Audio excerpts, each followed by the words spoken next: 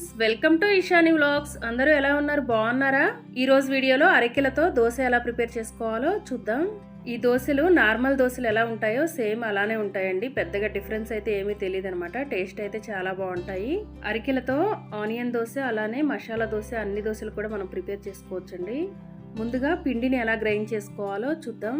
చూడండి, ఇవి అరికెలు అనమాట. రెడ్ కలర్లో ఉంటాయి అరికెలు. వీటిలో 9% ఫైబర్ ఉంటుంది. రక్తాన్ని శుద్ధి చేయడానికి అరికెలు ఎక్కువగా ఉపయోగపడతాయి. హిమోగ్లోబిన్ తక్కువ ఉన్న వాళ్ళకి అలానే లో ఇమ్యూనిటీ ఉన్న వాళ్ళకి ఈ అరికెలు చాలా మంచివి. అన్ని బ్లడ్ రిలేటెడ్ ప్రాబ్లమ్స్కి అరికెలు చాలా మంచివి. వీటిని మనం ఒక్కసారి వాష్ చేస్తే సరిపోతుందండి. వీటిని కడిగినప్పుడు వాటర్ కూడా రెడ్ కలర్లో వస్తాయండి. ఆ రెడ్ కలర్ వాటర్ అన్నీ కూడా పోయే వరకు ఈ అరికెలను మనం కడగకూడదు అనమాట. జస్ట్ ఒకసారి కడిగితే సరిపోతుంది. అలానే వీటిలో ఏమైనా ఇసుక ఏమైనా ఉంటే చూసుకొని గాలించుకోవాలండి. చూడండి, నేను ఇక్కడ ఈ గ్లాస్తో 1.5 గ్లాస్ అరికెలు తీసుకున్నాను. అలానే ఇదే గ్లాస్తో 1/2 గ్లాస్ మినపప్పు తీసుకోవాలి. అంటే 1 గ్లాస్ మినపప్పుకి 3 గ్లాసుల అరికెలు తీసుకోవాలి. వీటిని ఇప్పుడు ఒకసారి కడిగిన తర్వాత 8 అవర్స్ వరకు నానబెట్టుకోవాలి. నేను ఇక్కడ ఆల్రెడీ కడిగి నానబెట్టి పెడుతున్నాను. అలానే మినపప్పు కూడా 1/2 గ్లాస్ తీసుకొని శుభ్రంగా కడిగి పెట్టుకోవాలి. వీటిని కూడా 4 to 5 అవర్స్ నానబెట్టుకోవాలి. నేను ఇక్కడ ఆల్రెడీ ఒకసారి కడిగి పెట్టానండి. తర్వాత 1 స్పూన్ మెంతులు తీసుకొని వీటిని కూడా నానబెట్టి పెట్టుకోవాలి. మినపప్పు బాగా నానిన తర్వాత శుభ్రంగా కడిగి గ్రైండర్లో వేసుకోవాలి. తర్వాత దీనిలో 1 గ్లాస్ వాటర్ యాడ్ చేసుకొని మెత్తగా గ్రైండ్ చేసుకోవాలి.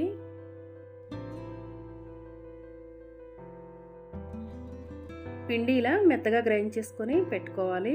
తర్వాత అదే గ్రైండర్లో ఒక 1/2 అవర్ ముందు నానబెట్టి పెట్టుకున్న అటుకులు వేసుకోవాలి. మనం పిండి రుబ్బుకోవడానికి 1/2 అవర్ ముందు అటుకులు నానబెట్టుకుంటే సరిపోతుంది. గుప్పెడు అటుకులు తీసుకుంటే సరిపోతుంది. ముందుగా వీటిని గ్రైండర్లో వేసుకోవాలి.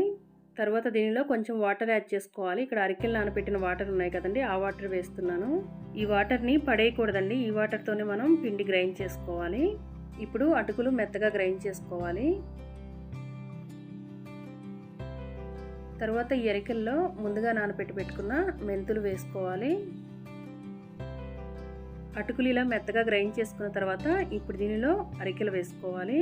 చూడండి, నేను ఇక్కడ ఆల్రెడీ అరికెలు వేసి గ్రైండ్ చేస్తున్నాను. పిండి ఇలా మెత్తగా గ్రైండ్ చేసుకుంటే సరిపోతుంది. వాటర్ మరీ ఎక్కువ యాడ్ చేయకుండా పిండి కొంచెం గట్టిగా గ్రైండ్ చేసుకోవాలి. ఇప్పుడు ఈ పిండిలో ముందుగా గ్రైండ్ చేసి పెట్టుకున్న మినప్పిండిని కలుపుకోవాలి. మనం ఇదే పిండితో దోశలు, ఇడ్లీలు రెండు కూడా వేసుకోవచ్చండి. మినపప్పు, అరికెలు రెండింటిని కూడా ఇలా సపరేట్గా గ్రైండ్ చేసి కలుపుకోవటం వల్ల ఇదే పిండి మనకి ఇడ్లీకి అలానే దోశకి రెండింటికి కూడా ఉపయోగపడుతుంది. ఇలా పిండి మొత్తం కూడా ఒకసారి బాగా కలుపుకొని 8 అవర్స్ ఫ్రిడ్జ్లో పెట్టకుండా బయటే ఉంచాలి. నేను ఈ పిండిని నైట్ గ్రైండ్ చేసి పెడుతున్నాను. మీకు సాల్ట్ కావాలంటే ఇప్పుడైనా వేసుకోవచ్చు, లేకపోతే రేపు మార్నింగ్ అయినా వేసుకోవచ్చు. తర్వాత నెక్స్ట్ డే మార్నింగ్ అనమాట. చూడండి, పిండి అంతా కూడా ఎంత బాగా పొంగిందో. ఇలా పొంగటం వల్ల ఇడ్లీలు బాగా వస్తాయి, అలానే దోశలు కూడా బాగుంటాయి. ఇప్పుడు ఈ పిండి మొత్తాన్ని ఒకసారి బాగా కలుపుకోవాలి. నేను ఫస్ట్ రోజు ఆల్రెడీ ఇడ్లీ అయితే వేసి చూపించానండి ఎలా వేసుకోవాలనేది. ఇప్పటి వరకు ఎవరైనా చూడని వాళ్ళు ఉంటే ఒకసారి చూడండి. ఇప్పుడు నేను దోశలు ఎలా ప్రిపేర్ చేసుకోవాలో చూపిస్తాను ఈ పిండితో. ముందుగా మనకు కావాల్సినంత పిండి సపరేట్గా గిన్నెలో తీసుకోవాలి. తర్వాత దీనిలో టేస్ట్కి సరిపడినంత సాల్ట్ వేసుకోవాలి. అలానే కొంచెం వాటర్ కూడా యాడ్ చేసుకొని పిండి మొత్తం బాగా కలుపుకోవాలి. పిండిలో ఒక 1/2 టేబుల్ స్పూన్ జీలకర్ర కూడా వేసుకొని పిండి మొత్తం ఒకసారి బాగా కలుపుకోవాలి.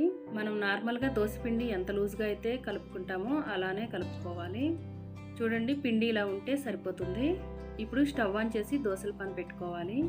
పాన్ వేడైన తర్వాత మనం నార్మల్గా దోశలు ఎలా వేసుకుంటామో అలానే ఈ పిండితో దోశలు వేసుకోవాలి. పైన కొంచెం ఆయిల్ వేసుకోవాలి. ఇలా ఆయిల్ వేసుకున్న తర్వాత దోశని ఎర్రగా కాల్చుకోవాలి. దోశ ఇలా బాగా ఎర్రగా కాలిన తర్వాత ఇప్పుడు రెండో వైపుకి తిప్పి వేసుకోవాలి. రెండో వైపు కూడా బాగా కాలిన తర్వాత తీసి ఒక ప్లేట్లోకి వేసుకోవాలి. ఈ దోశల్ని మనం పల్లి చట్నీ, కొబ్బరి చట్నీ అలానే ఏదైనా రోటి పచ్చడి కానీ దేంతో తీసుకున్నా కూడా చాలా బాగుంటాయండి. ఫ్రెండ్స్, ఈ వీడియో మీకు నచ్చిందా? నచ్చినట్లయితే వెంటనే వీడియోని లైక్ చేయండి, షేర్ చేయండి, మన ఛానల్ని సబ్స్క్రైబ్ చేయండి, పక్కనే ఉన్న బెల్ బటన్ని క్లిక్ చేయండి. Thanks for watching.